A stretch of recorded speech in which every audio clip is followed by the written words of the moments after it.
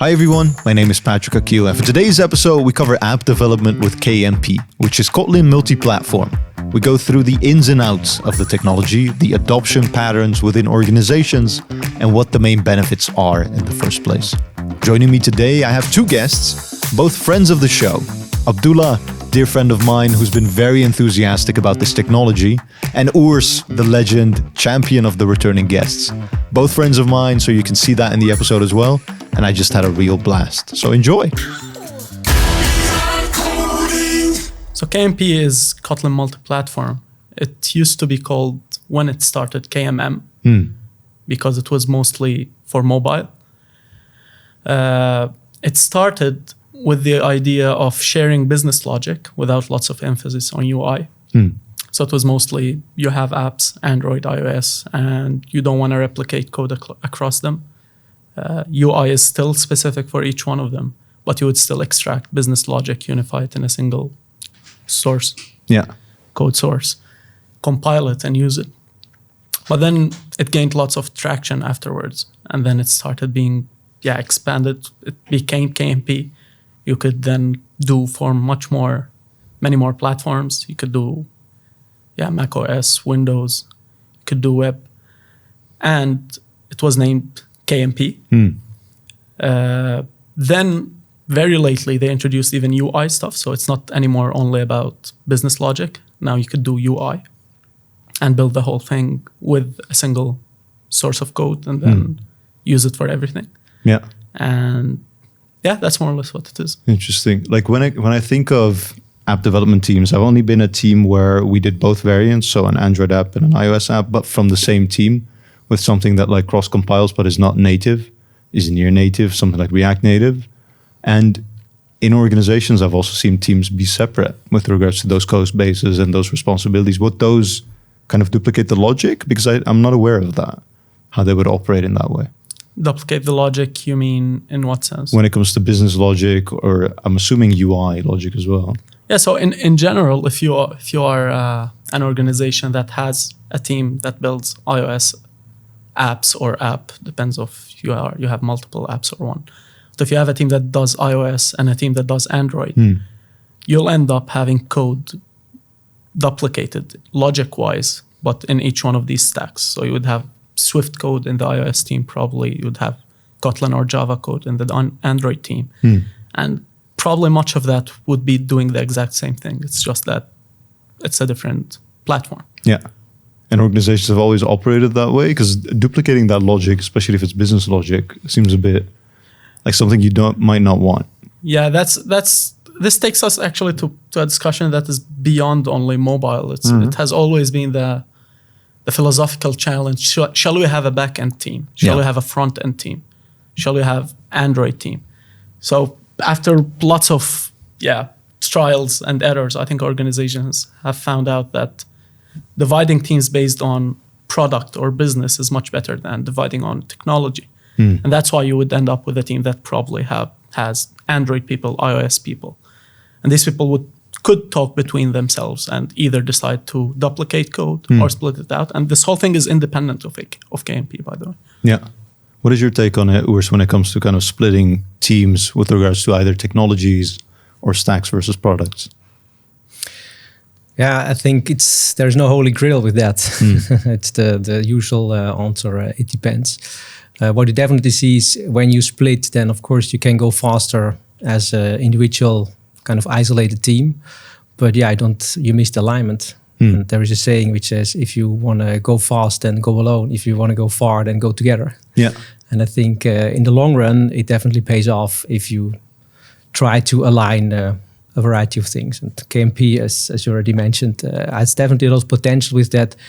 When you started with a situation where you already have an iOS team and an Android team, because, the duplicate logic in different layers, right? So you can have logic on the lowest layer, network layer, but also it can actually go up. So it can be business logic, can also even be view models up to the UI with the latest version, which is still alpha, by the way. So the business logic sharing up to the view model is actually mature. That's something which has proven itself in practice. Yeah.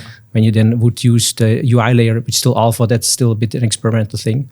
But when you then kind of are able to share this logic, then, well, I think that's kind of evident what kind of benefits you get out of it, right? So you just write it once and you can use it everywhere. And definitely it comes with an investment in the beginnings, but in the long run, you will,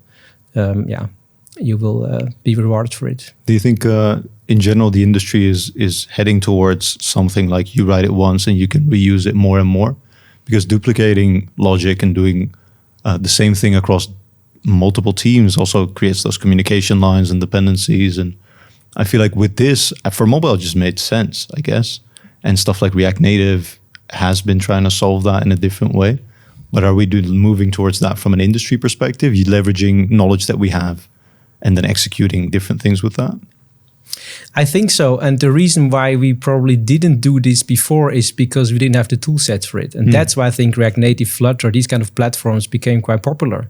Because just write it once and you can use everywhere. And both of them, maybe we can discuss and address this later on, what the benefits of using these platforms versus KMP. I think that's an interesting topic by itself. But when you don't have the tools, well, you don't have a choice. Yeah. But now when the tools are there, I think this really opens a great variety of new possibilities, which are very, very appealing, I would say. Interesting. When we're looking at an organization that has this separate setup, right, with either an iOS team and an Android team, or even a team that does React Native or Flutter, what would a gradual adoption pattern be for that team specifically? Or if a team has React Native or Flutter, does adopting it even make sense? Or I have a comment about the last point, and then I'll answer. Sure, go ahead. Yeah, I think there is, even in the industry, a shift in perception about what code is, right? I think for a long time, we thought about code as an asset or as a commodity that you would get from developers. Yeah. But I think lately, we are starting to look at code more like a liability. And then if you look at code like a liability, you want to reduce that liability, right? So if you can make sure this is trimmed to the limits, you don't really have it with redundancies in different forms because of different platforms with different people, and these people have different kind of tool sets and experience levels, especially in that tool. So for example, iOS, Android, the more you trim out of this way of working, it's less liability. And then this brings all the obvious things like less maintenance, less bugs probably. You fix it in one place, you fix it in all places. But not only that, it also makes, if you scale that across multiple teams, it actually makes companies easier to manage and code easier to manage. And then thus, your liability is lower, right? And I think that's what is making technology companies walk more into that direction. Yeah. But for something to, if we go that pattern, for a technology to become like that, I would say existing technologies have an easier way of becoming that, right? Because those are already adopted. It's very hard for a new technology to find adoption nowadays unless it solves something that's new. And if we're going the route of, okay, you leverage whatever knowledge you have, when it comes to KMP, for example, if it were to be a different technology, would it still then be as powerful? Or what's your take on that? I think there were attempts, the ones that Urs just mentioned. You have React Native, you have Flutter, but none of them actually could give you the whole image, right? None of them could make you have, for example, a potential single developer that only knows one programming language that could do the whole thing for you, including backend, by the way. So you can do backend in Kotlin, you can do everything in Kotlin. And lately with Compose Multiplatform, you can even do UI, potentially even front end. So this addresses directly the point of liability, right? You can have this single language, you don't need to relearn, it's just a tool. Why have 7 or 8 different tools in your company if you can fix it with one tool? I'm not saying Kotlin is the word of the Bible that should work for everything. I'm just saying that justifies lots of the moving towards that direction. Yeah, I agree with that. When I look at my own way of working, I like leveraging what knowledge I have to be effective, right? If the technology is a means to an end, I get excited about achieving something, an outcome. And that's not necessarily playing with a new technology. That's more so leveraging technology to do something, because that in the end is the goal. But I feel like not everyone is like that, right? People do like to tweak with technologies and do have their preferences when it comes to their own setup. They always say, okay, if you do a project at home, you'll definitely not use what you're using in an enterprise setting because you can do it your own way, right? And I get that that's part of the joy. But with this, I feel like you can do a lot of stuff leveraging the knowledge. And indeed, from an organizational standpoint, it's like removing a lot of liability, removing a lot of risk. Hiring becomes easier. So it has that longevity aspect. I agree with that. Yeah. What do you think, Urs? Yeah, so I really think this is a very interesting question to ask. So you just asked before, if you would do React, if you do Flutter, would it make sense to make KMP? I thought this is quite an interesting question, which I also don't think has one answer. There are really different answers to these questions. I think what's important to realize is which strengths does each approach have? It's not that KMP has all the strengths and the others don't. All of them have a certain set of strengths, and depending on the use case you try to solve, well, the strengths is something you can exploit or not. With React Native, for instance, it's JavaScript environment. So if people are very mature with JavaScript, they can get quite far with it. The runtime performance of React Native, also the possibilities you have. There are some wrappers and so on, but you won't definitely get the native experience you would get if you would go fully native.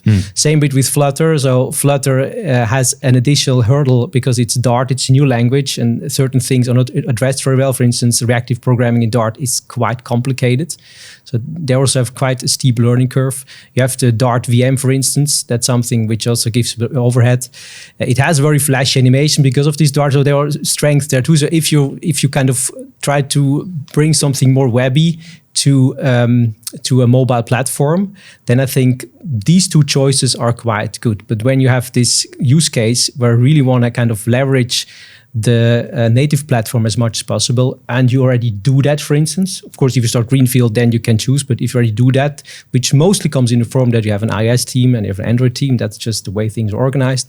I think then you really can make actually your next step when by using KMP. And having said that, there is definitely organizational kind of price tag to it, because maybe not so much for the Android team, because they probably gonna embrace KMP very quickly. It's more on the iOS side. Yeah. So do these people kind of embrace or dare to step over the threshold to use Kotlin, do more something GVM-ish? And that's really cultural kind of preference thing to a certain degree too. It's not something you can enforce that this is a great tool, so you're going to use it. That really depends on whether developers are willing to kind of step out of their comfort zone and try something new. Having said that, as we already realized, in the long run, you definitely be rewarded. But to make this first step, that's definitely going to be, something that has impact. And here is where KMP have like a magic touch. So every other thing, if you are coming, probably, lots of apps are native. I would say the complex apps, the majority of them are still native. And if you are coming from that background, which one of these multi-platform technologies are the cheapest to try with? It's not Flutter, because it's a new language. It's the whole thing you would build from zero. It's not React Native if you come from native, because it's JavaScript. It's not Swift or Kotlin. KMP will actually be the smallest cost that you could do to experiment with a multi-platform technology. And you don't even need to start with iOS. You can literally ask the Android team, that part of the business logic, I just want to extract it to a library. Let's try it out. It's setup, configuration, some module creation, publishing, and that's it. They wouldn't learn a new language. They wouldn't need to make a huge refactor. They wouldn't need to do extreme things like learning a new language. It's just extracting some logic. If the architecture and the design of the code is nice, it's even much easier. And then you would try with it, and you can test, get outcomes. And then later you can go to the iOS team, say, we extracted this part of the business logic. We used it on Android. Let's try a small test for that use case of the app and use this part of KMP. It would be fine. You could have outcomes, you could have data, and based on that you could decide. Meanwhile, with Flutter, for example, Dart, there is the learning curve to learn Dart. And then how would you build your existing logic that works in Kotlin or in Swift in Dart?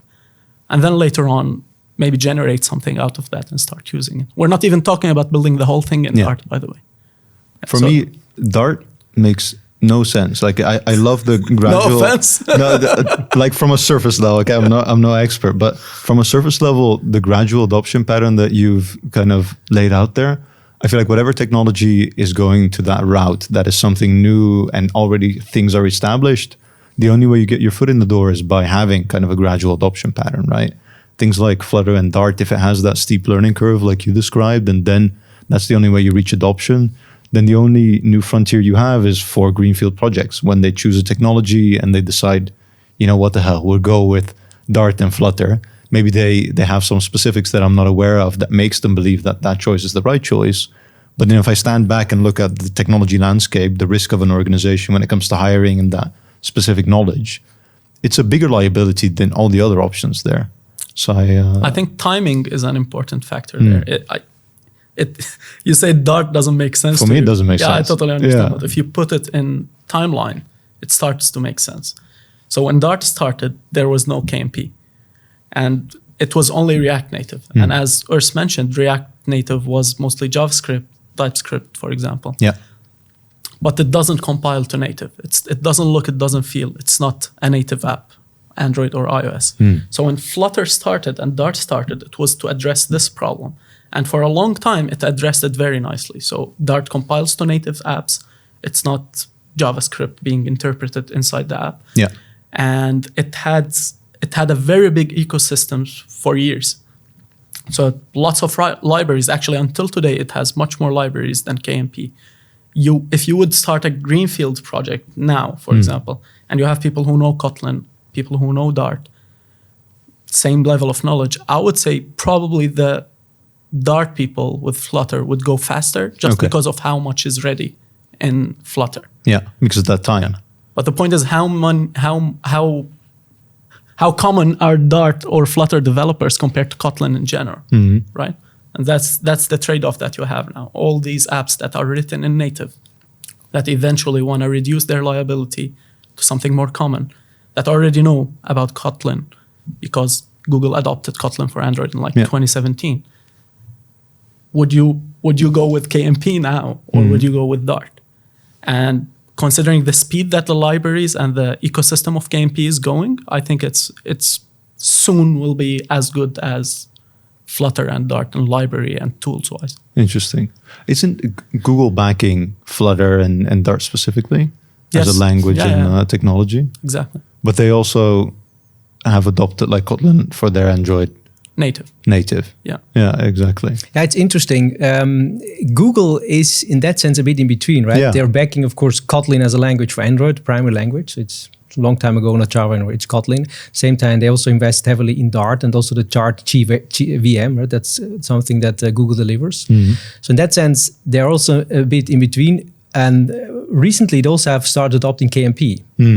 For instance, the Google Workspace, the Google Docs and the like synchronization mechanism now is built in KMP because this allowed them to write this logic once and use it everywhere. So not only on mobile, but also on the web platforms, also on the desktop application. So that's something they now see as a clear benefit.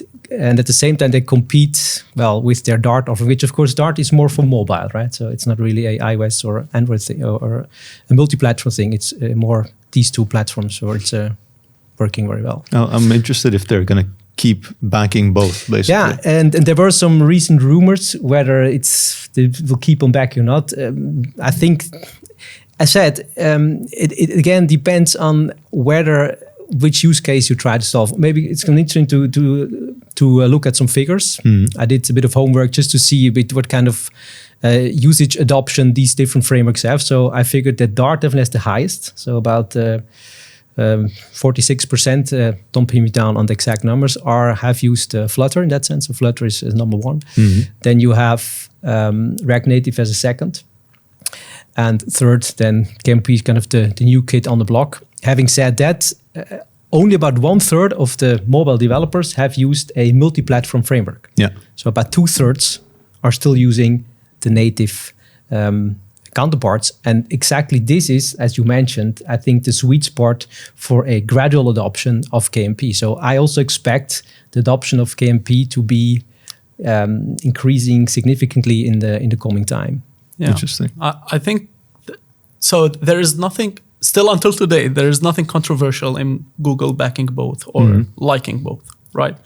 Because even when Flutter and Dart started, it was mostly okay, multi-platform. You develop one time for both, but it was very widget based, and it solves a lot for the UI. Meanwhile, when KMP started, it wasn't about that. It was about business logic. Now, Compose Multiplatform is gaining traction, and it is based on Jetpack Compose. So it's also, Google has a hand in there, even in the front end part. But it's still, I think it's not alpha anymore. I think it's beta. Beta So I'm indeed, not sure, yeah. At least not final in that sense. Yeah. Yeah, so it's still beta. So Google does not even have the pressure to back Compose Multiplatform for the whole thing, UI, business logic, etc. And there's nothing wrong with staying with Flutter and backing Flutter. But I would say maybe there will be more reasons to decide or to recommend one of these when Compose Multiplatform becomes stable, there are official releases, etc. Then this topic might come up. But until then, why not? You like both, you support both, and it's fine. I like the option of competition is always good, right? It allows the other to kind of learn from each other and excel. I think that's what we've seen with Kotlin and Java mainly. A lot of the things that were solved in Kotlin are now also released in newer versions of Java, which makes the language better in the end, which is a good thing. With multi-platform now as well, I feel like it's similar, but then the backing is the same. And from a technology standpoint, if we're looking at a feature and I have an experimental mindset, I would love to say, okay, we do a few variants of the feature and we see what sticks. I feel like this is the same, but on a bigger scale. And usually that has impact, because if all of a sudden the backing stops, even though if it's backed by a company like Google, that would be catastrophic to some degree, because then you would force migrations. Google actually stopped in 2017 and said the official language for us is Kotlin now. Yeah. So it's not like they always don't take positions or mention what they want you to use. Yeah. So I expect something like that will happen. I don't know when. It's also that Flutter is their baby. Yeah. Java is not their baby. So you don't know. It's hard to kill your darlings. Yeah, that's for sure. Yeah. When it comes to the learning curve, we talked about general adoption when it comes to kind of migrating the existing code bases that you have. But if I were to start from scratch, I've only played around with Kotlin for a couple months, not more than that. But when I would start, let's say, an app development project and I want to learn KMP, what's the learning curve like? Are you a mobile developer or just a developer? You can take any position. Yeah, if you are a mobile developer and you've then done anything for Android, I think it'll be very easy. Like very easy. Like even not only sharing the business logic with KMP, even Compose Multiplatform. Yeah. The new brand new stuff would also be very easy because it's also based on Jetpack Compose. Yeah. So yeah, I don't expect lots of hassle. And I think it would be much easier than any other multi-platform option that you could pick. If you are a developer in general, not a mobile developer,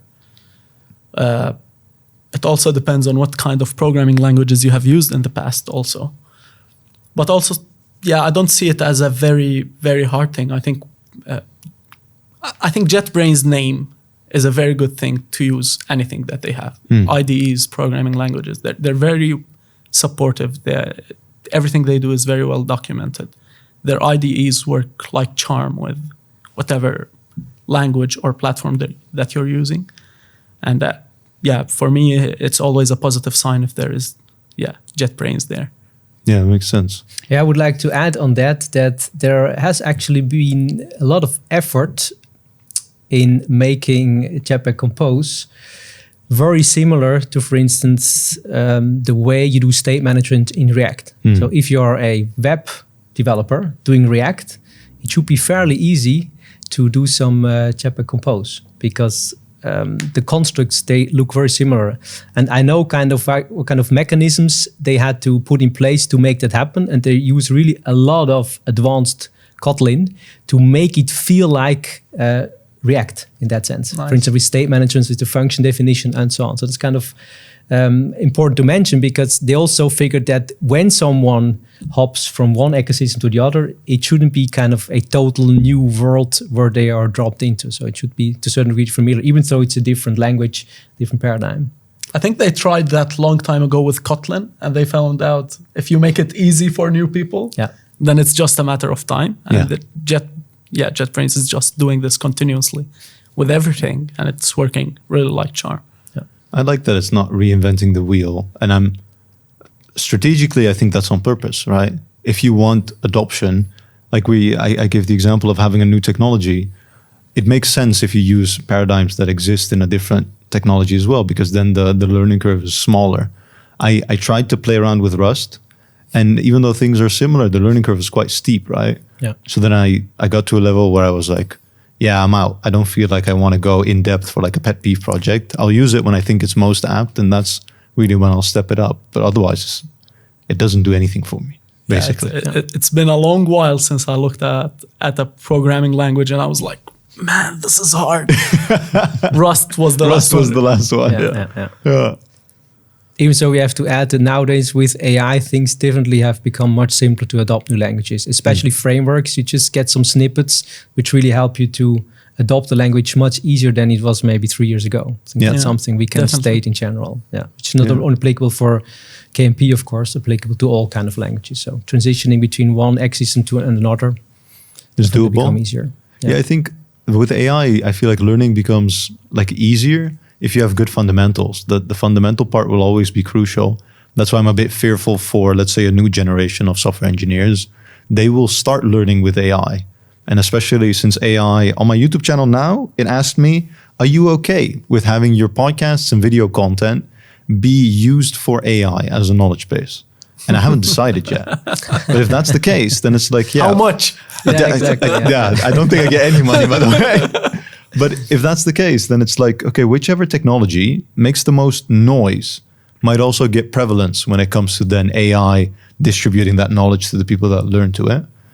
And that can be very destructive, I feel like, because we already have companies that, I mean, you want to advocate for developers with good intent, usually, but not every technology has a place, I feel like. Not every technology is like, okay, just because X, Y, and Z people are recommending it means I should use it. But from a human standpoint, that is what's out there. If I can find a certain solution that solves my problem, then I'll look towards that solution because it has solved my problem and I might adopt it. So yeah, I'm a bit fearful with regards to that learning curve. I agree. When you lack a certain foundation, then you're kind of at the mercy of this AI-generated code, which really can lead you in the wrong direction. So, well, in the end, you still need someone to at least a bit understand how things are going on. But on the other hand, when you look at history of programming languages, we kind of keep leveling up our abstractions, right? You had assembly and then you had all these other layers. Yeah. And yeah, time will tell how this will going to be. But I really think it's an interesting development we should kind of undergo and focus on consistently, because, well, the final answer is not there, but definitely will head into a certain direction, I assume. Yeah. Yeah, I feel like that as well. Yeah. Yeah, I've had a funny situation with code and AI. It's with Go. Okay. And you know, when you have like a Go routine inside the loop, and then you have to pass variables inside it. Yeah. It's insane. Like ChatGPT would never accept not capturing the variable inside that loop. And this is a common thing that you would do in Go like since forever, but they solved it. Yeah. It's you don't have to do it anymore. Yeah, it's like in 120, I think in 22, 123. 23? 22, 23, whatever. It was solved. You don't need to do that anymore. You can just literally delete the code. Yeah. And Copilot is fighting with me the whole time, every time I write a loop with a Go routine and trying to put the capture of variable there. And I imagine if I didn't really read the release notes, like I would just say, okay. And then you're just adding more liability, more lines of code without any reason. Yeah. And imagine that on a higher scale, which is what you say. People who are maybe too comfortable don't go for like sources of truth. They would rather have it from AI. I think there should be some methodology or some way to cross-check whatever you get from AI, especially if you are learning. Imagine, like if you are using it day to day, it's less worse. You probably have some good fundamentals.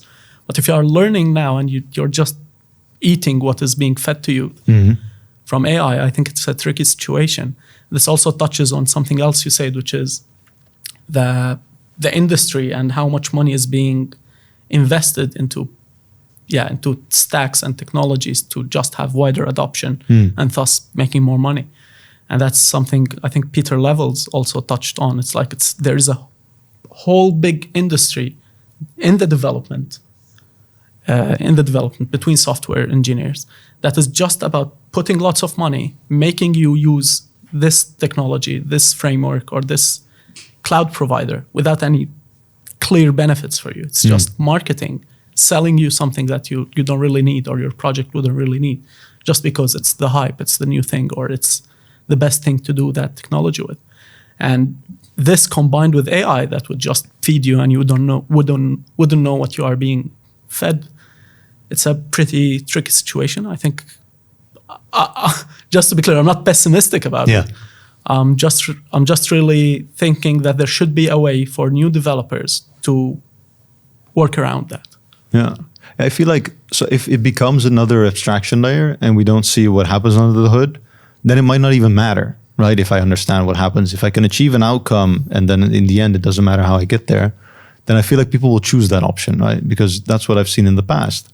If you get a quick solution, then usually you go for that route.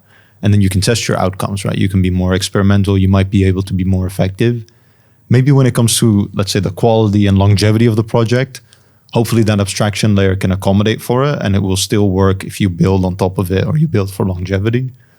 How about costs? What do you mean by how about costs? Yeah, so, okay, you have an abstraction layer. Yeah. It solves a certain kind of problem that you have. But I don't see any AI actually giving you a solution that takes into account a lot, literally financial costs. For example, if you would use this framework to put it on, I don't know, Next.js, for example, for front end, it would give you the code on how to do server-side rendering. It would give you the code on how to do the front end. But cost-wise, is it really a good decision for your project? Do you need that? I'm not sure if AI is doing that now. No, because we don't optimize, right? I don't think AI optimizes for you. It's like you said, okay, companies are selling you now what you might not need necessarily, but I don't think people look at what they need. They look at ease of use. I think first and foremost, that's what developer relations and developer advocacy look at. They make sure that it's easy to set up. The docs are excellent. And then they just are out there. They draw comparisons. So they found people that are more influential in the space. YouTubers, maybe. Podcasters, not this guy. But in any case, that's how they at least get a hook in, right? And then once you find adoption, I feel like the ball just keeps rolling. And people look at more so ease of use rather than what they need to use. And there's also actually another angle, which probably a bit underestimated when it comes to AI assistants, which has to do with the fact that AI is good at things it has a lot of to be indexed from, right? Yeah. And especially when you have new frameworks like KMP, like for instance, Jetpack Compose, which is in beta stage. There's not yet a lot of code which supports it. Especially in the beginnings of a new framework, you have quite some breaking changes normally because you need to find the right way of abstractions. So AI assistants won't be that helpful in the beginnings. Yeah, especially when you have new technology. Of course, that's why I think AI is also very good at kind of programming language advice, but framework advice often is quite tricky depending on how hard a framework evolves. So when it evolves quickly, then you probably all had this once in a while that you get some snippets of an old version of the framework. Mm-hmm. So I'm also, in that sense, not very positive about it for KMP in that sense. Especially the new additions to it, AI won't help you there much because, well, it doesn't have yet the knowledge. Interesting. I feel like people that identify then with a certain technology, and especially the technologies that are most out there, those are going to be, the easier solutions are going to be solved by AI, right? If I have many examples on how to solve something in JavaScript or Python, then those examples that it's going to spit up is going to be more so out there compared to Rust, a newer technology or a newer language, with way less examples, especially compared to those technologies. So then if I, as a person, kind of identify as a Python developer or a JavaScript developer, then I can leverage those tools, or all of a sudden my job might be more so, I think, emphasize the complex problems. But even from a technology standpoint, I might need to focus on other technologies to leverage kind of the knowledge that I have and see how that's applicable, right? If something new as KMP comes out, and I don't really know how to pick up a new technology because I identify only with a certain specific one, then it's going to be more challenging for people compared to people that are more comfortable with that can actually read the docs and set up something from scratch rather than using an AI assistant that doesn't really know yet about this new framework. I think we've been there before, right? Like with every new programming language, you have a lack of tool set for you to make you go faster. Yeah. if it's AI assistance or if it's just an IDE, it's the same thing, right? A proper IDE makes you go faster programming. AI assistants that know about the language also make you go faster. Yeah. But at the end of the day, new programming language or new framework or new technology always brings this, slowing developers down because there is not a lot available either in AI assistance or in any other thing that would make you go faster. Even meetups, like you wouldn't have a meetup for a language that was born yesterday. Mojo have a meetup in the Netherlands? I don't know.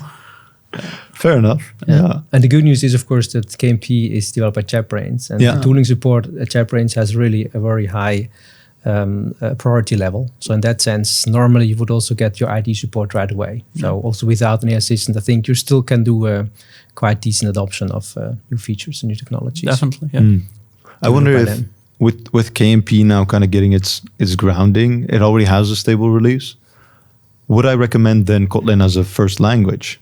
I don't know actually about that, but you can do a lot with Kotlin if you learn that specifically from a language and tooling perspective. You can get quite far. I don't know what other language I would kind of advise. JavaScript is definitely out there still. There's many examples of JavaScript, but then it's like, if you have a lot of history, you also have a lot of baggage with regards to examples that might be outdated. That's kind of the hard one. Would you recommend Kotlin to start off? Are you going to go low level like the famous it depends, right? Yeah. I would say we've had this discussion before. I think there were many advocates for all TypeScript. I think that was the initiative name. Doing everything in TypeScript. You can do backend with Node. You can do frontend with React or Next or whatever. You can do React Native for mobile. Yeah. You can do even scripts and pipelines in TypeScript. Even describe your cloud in TypeScript. I think it doesn't really matter. But it really doesn't matter if you go and say you should do Kotlin first or TypeScript first. I think if you pick your case, you'll probably find good arguments for all. Kotlin is not the first programming language that can be used on everything. And the same way you treated TypeScript, I don't know, a couple of years ago, you could treat Kotlin now. But I think there are very good reasons for you to use Kotlin. And if you are doing, if you have native apps and you are doing multi-platform, unifying your code base, you should have very good reasons to not do it in KMP. Yeah, exactly. What are your thoughts, Urs? Yeah, I would definitely emphasize that too. Kotlin, from a language perspective, has a lot to offer, especially also when it comes to the reactive part, to the streaming part. So these kind of aspects are really very well incorporated in the language. So especially for these advanced use cases, I would say, it has most to offer. It's of course statically typed, so all this type safety you also get.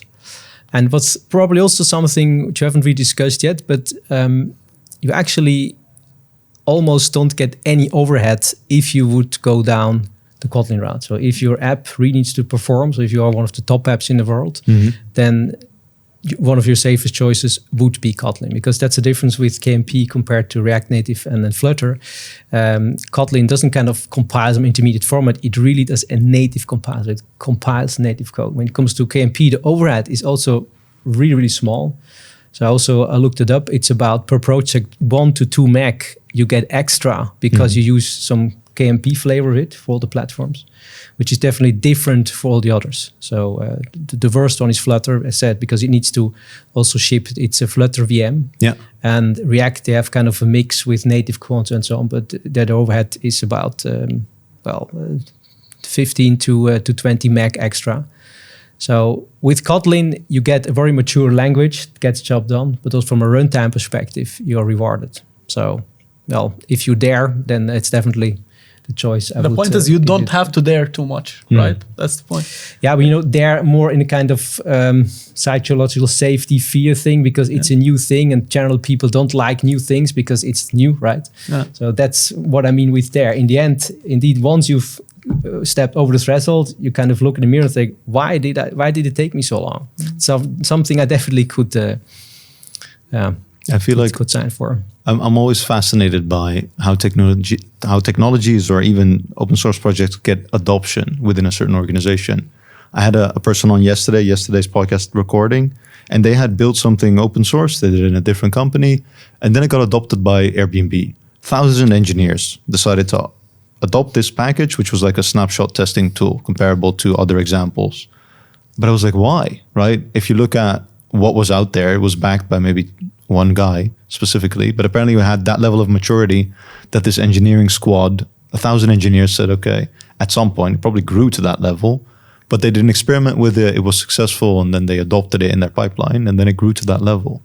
I feel like organizations are more aware of what technologies and indeed the risks and kind of liabilities of those, but the power, or a lot of power, still is in the hands of kind of developers, which is why specifically companies with technologies, if you sell a tool, you advocate for developers. So that's where the money then goes.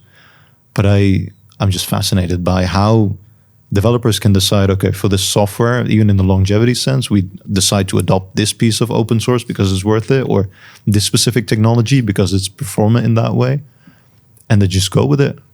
It's very cool. Like, I don't know if there's a different industry where the people that actually do the work can have such influential choices that actually impact the software of a whole organization. And tech companies try and kind of mediate for that.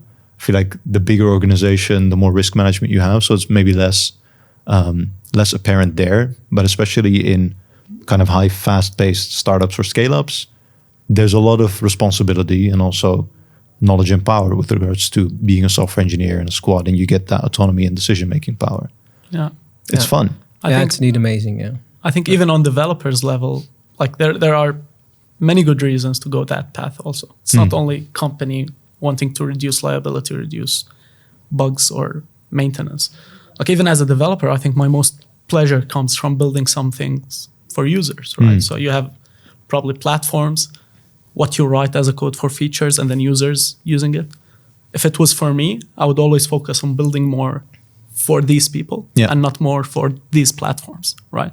And if I could put most of my time improving the features that we are shipping or building new features for the customers or making it more usable for them, it's much more fun to do than actually spending double the time just because I want to write the code for Android and then write the code for iOS, right? Yeah. So it's not only liability reduction for the company or bug reduction or maintenance. It's also fun for developers to think more about the users than about the platform. Yeah, but to play devil's advocate, like I've seen people that don't think of the same way as you do. Like I align with that train of thought, but I also have seen people that are like, well, let's use this eccentric language, right? Because it's an opportunity for me to learn something new. They don't think about the impact on the users, the value that it's going to bring for the users, or the impact on the organization. If those people that love really picking up a new technology and playing around with it get the autonomy and ownership to make those decisions, then that can be quite disastrous. But from their perspective, they're just having fun. Yeah, I think I don't want to go there in that discussion, but there's lots of morals and ethics in that topic. Yeah. It's a hard one. Like I am along the same mindset, right? I like using whatever knowledge I have and being effective with that. It's mainly being Go. And also now I've been hands-off for the last year, which is also incredible. And then I think of, okay, how do we bring value, or how do you leverage indeed your risk and liability? It's because I'm responsible for the product now and the outcomes there. And the responsibility of technology is still with the software engineers there, right? I can't really influence that from my position. I can give advice, but I also want to have them have the autonomy to make those decisions. Indeed, from an ethical standpoint, if you have people that like more of the eccentric stuff, then you definitely see that to a certain degree, but it can also have like a very negative side effect, I would say. Yeah. And I think one very important parameter in the whole thing is also the amount of autonomy you have. And we already mentioned, I think the large organization, the more rigid the rules, the less likely you are to experiment with new things, because, well, then you have to do commission ABC, you have to prove it, so the hurdle is much too high. Whereas when you're a startup, you just need to get stuff done. Yeah. And whatever tool set makes that happen is the one you choose. So I think it's also strongly related to what kind of organization you're in.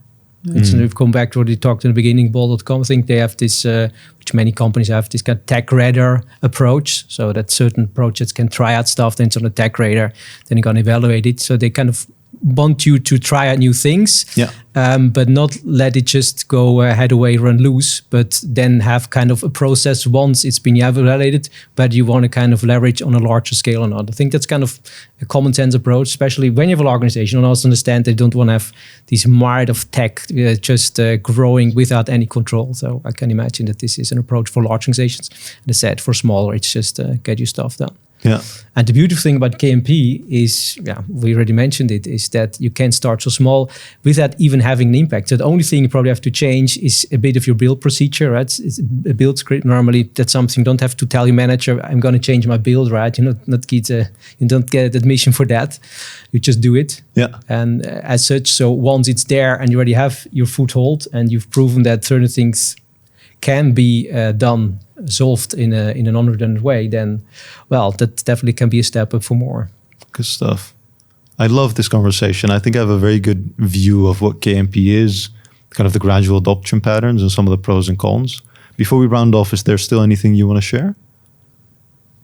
Really, it was a fun conversation also. Yeah, I would say too. I think we really touched on everything, the whole ecosystem, the language, the different kind of tool sets we have, the organizational aspects. Yeah. The kind of implications, choosing one or the other. So in my eyes, the ethics, exactly. Yeah. AI, even the AI word came along, so I think then we really touched on everything. Oh, you can do a podcast without mentioning AI. Exactly. Maybe we can use AI to kind of get rid of these sections, right? We can try that. YouTube would not even suggest to you using videos for AI if you don't say AI. That's quite funny. Yeah. All right, then let's round it off here. Urs, you're the only person, by the way, to have done 3 episodes. I think if I invite Abdullah again in like half a year, then you're on the same level. No, I'm not going to break his record. You're not going to break that. We're going to invite him again. Good stuff then. Let's round it off here. Thank you so much for listening. Leave a like if you liked it. Let us know in the comment section what you think. And otherwise, we'll see you on the next one.